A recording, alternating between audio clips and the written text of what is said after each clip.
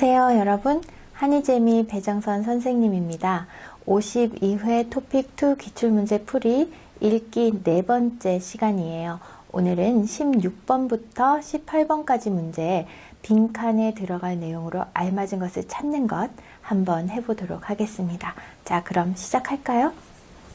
자, 빈칸에 들어갈 내용으로 알맞은 것을 고르는 이 문제 유형은 여러분이 선택지를 절대로 먼저 보지 마십시오. 선택지를 먼저 볼 필요가 없어요. 우리가 이 빈칸에 들어갈 내용을 찾은 다음에 비슷한 내용으로 선택지를 확인하는 것이 훨씬 좋은 방법입니다. 자, 그러면 첫 번째 문장 한번 읽어볼게요. 첫 번째 문장 읽을 때 어떻게 합니까? 그렇죠. 무엇에 대한 이야기예요? 확인해야 돼요. 자, 무엇에 대한 이야기인지 보겠습니다. 사람들은 일반적으로 쓴맛을 꺼린다. 자, 쓴맛이라는 거, 그리고 꺼린다라는 동사. 꺼린다 뭐예요? 아, 싫어요, 싫어요. 조금 싫어해서 피하는 것, 그것이 꺼리는 겁니다. 사람들은 일반적으로 쓴맛을 꺼린다. 그러면 쓴맛에 대해서 이야기를 하는 거예요. 이것은 뭐뭐뭐뭐 본능과 관계가 있다. 본능이 뭐예요, 여러분? 본능은 배우지 않아도 알고 있는 겁니다. 우리가 처음에 아기 때, 태어날 때부터 배가 고프면 울어요. 이거는 배고프면 우세요 라고 가르쳐 주지 않았어요. 그런데 그냥 알고 있는 겁니다. 그런 게 본능이에요. 배우지 않아도 알고 있고 배우지 않아도 하게 되는 것, 그게 본능입니다.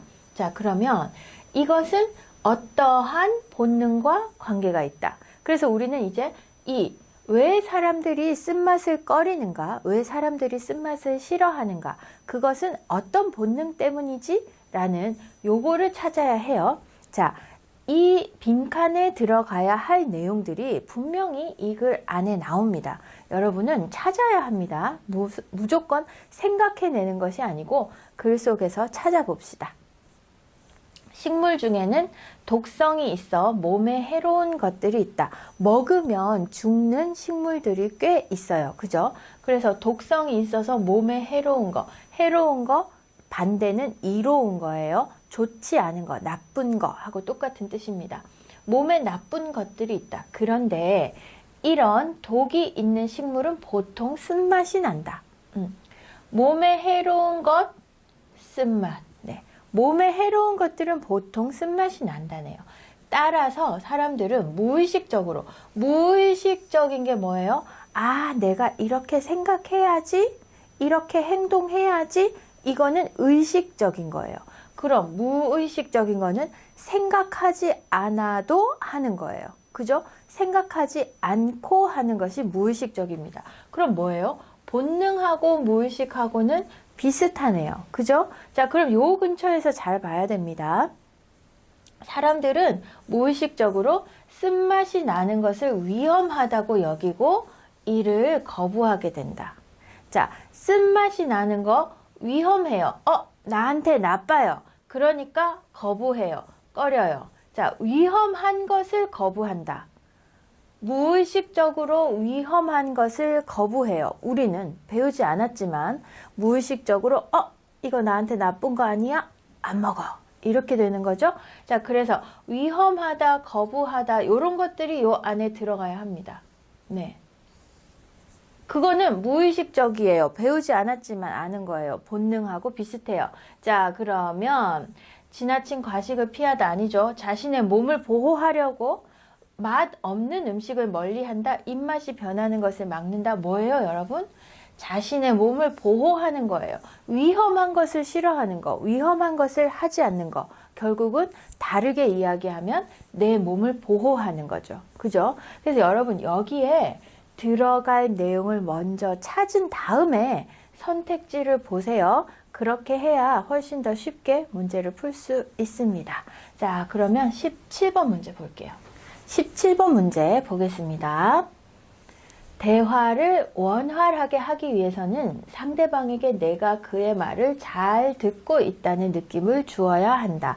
자, 첫 번째 문장에서 무엇에 대해서 이야기하고 있어요? 찾아야 되죠?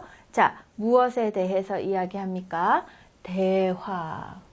네, 대화. 두 사람이 서로 이야기를 하고 이야기를 듣고 이야기를 주고받는 이 대화를 원활하게 하기 위해서 원활하게 부드럽게 뭐라고? 무슨 얘기인지 몰라? 몰라? 내 말 왜 이해 못해? 못 알아들어? 이렇게 하는 건 원활한 게 아니에요. 이 사람이 이야기하면 아 그래요? 저도 그랬어요. 아 정말요? 우리 비슷한 생각을 하네요. 이런 것들이 원활한 대화예요. 그러면 대화를 원활하게 하기 위해서 어떻게? 상대방에게 내가 그의 말을 잘 듣고 있다는 느낌을 줘야 한다. 내가 듣고 있으니까 걱정하지 말고 이야기하세요. 이런 신호를 주는 거죠. 이때 어떤 행동을 하면 좋다라고 했어요. 그러면 우리는 뭐예요? 대화를 잘 듣고 있다는 느낌을 줄 때 어떤 행동을 하느냐? 그 행동을 찾아야 합니다. 그죠? 대부분의 나라에서 이런 행동은 여기에 나오는 이 행동이겠죠? 그죠? 네. 이 행동은 긍정을 나타낸다. 긍정은 좋은 감정이에요. 그죠? 플러스적인 거죠. 긍정. 따라서 머리를 위아래로 움직이는 행동을 하면 자, 머리를 위아래로 움직이는 행동, 머리를 위아래로 움직이는 행동. 요거죠. 요게 빈칸에 들어가야 합니다. 머리를 위아래로 움직이는 행동. 맞아요? 여러분, 이 빈칸에 들어갈 내용은 찾아야 합니다. 어떤 내용이 들어가는지 글 속에서 찾을 수 있습니다. 머리를 위아래로 움직이는 행동을 하면 상대방을 존중하고 이야기에 공감하고 있다는 느낌을 줄 수 있다. 자, 머리를 위아래로 움직이는 행동에 대한 거 여기에서 찾아야 돼요. 손뼉은 손이죠. 머리 아니에요. 땡. 고개를 끄덕인다. 고개를 끄덕이는 게 이거잖아요. 네. 아, 그죠? 고개를 끄덕이는 요게 정답이네요. 질문하면서 듣는 게 아니에요. 행동 들으면서 기록하는 거 아닙니다. 그래서 머리를 위아래로 흔드는 고개를 끄덕이는 그래서 우린 찾았어요. 이런 행동, 어떤 행동? 머리를 위아래로 움직이는 행동. 그래서 머리를 위아래로 움직이는 것을 고개를 끄덕이다 라는 다른 말로 표현을 했습니다. 우리는 요 빈칸에 들어갈 내용이 뭔지를 찾은 다음에 선택지를 보면서 쉽게 정답을 찾을 수 있어요. 자, 그 다음 문제 볼게요. 18번 문제입니다. 사용 여부에 관계없이 물건을 못 버리고 저장해 두는 사람들이 있다. 자, 첫 번째 문장에서 무엇을 찾습니까? 그렇죠. 무엇에 대해서 이야기하고 있어요? 찾아야 돼요.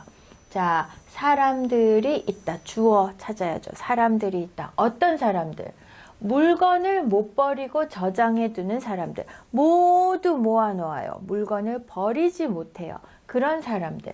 근데 여기 사용 여부. 여부는 하느냐 안 하느냐가 사용 여부입니다. 그러면 사용 여부는 사용하느냐 사용하지 않느냐죠. 그죠? 사용하는 것은 당연히 버리지 않아야죠. 그런데 사용하지 않는 것도 사용 여부에 관계없이 했어요. 사용하는 것도 버리지 않아. 사용하지 않는 것도 버리지 않아. 모두 버리지 않아. 다 모아둘 거야. 그런 사람들. 자, 이 사람들에 대해서 이야기를 합니다. 습관이나 취미로 수집하는 정도를 넘어 생활에 방해가 될 정도로 심할 경우 이는 치료가 필요한 행동장애로 본다.